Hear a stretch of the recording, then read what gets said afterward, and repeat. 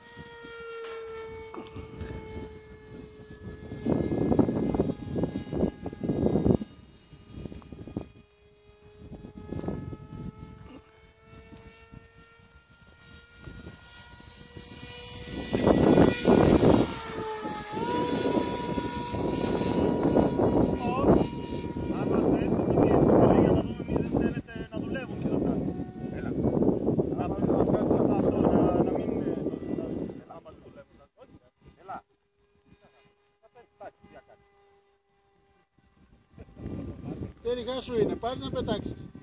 Θέλει λίγο... Πόσο καιρό ακόμα. Αυτό, εντάξει.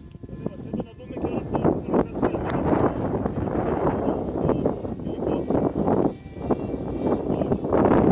Γιάννη από δεξιά. Ο αέρας έχει γυρίσει, Γιάννη. Γιάννη από δεξιά.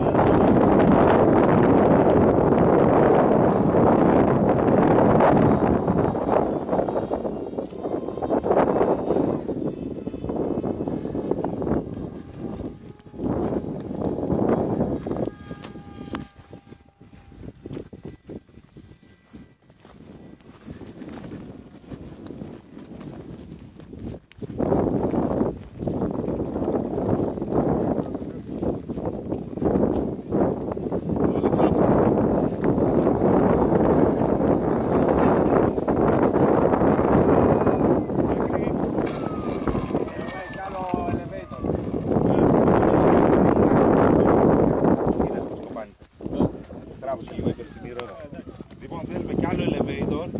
Κλειδώνεις το... Ναι, κλείδωσε το φρόπ. Μπράβο, φίλοι. Μπράβο, Γιάννη. Θέλουμε κι άλλο elevator. Μάλλον θέλουμε... τι θέλει ρε το μοτέρ τώρα.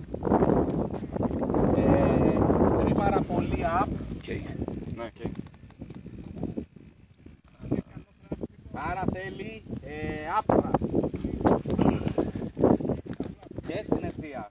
Με τα flaps δεν τριμαρτύπα και μου έλειπε. Και μου έλειπε κιόλας. Άρα θέλει λίγο σύντομα το μοτέρ. Ναι, αυτό είναι λίγο δύσκολο σε αυτό το μοντέλο. Όχι, είναι πανεύκολο. Ναι, δεν είναι.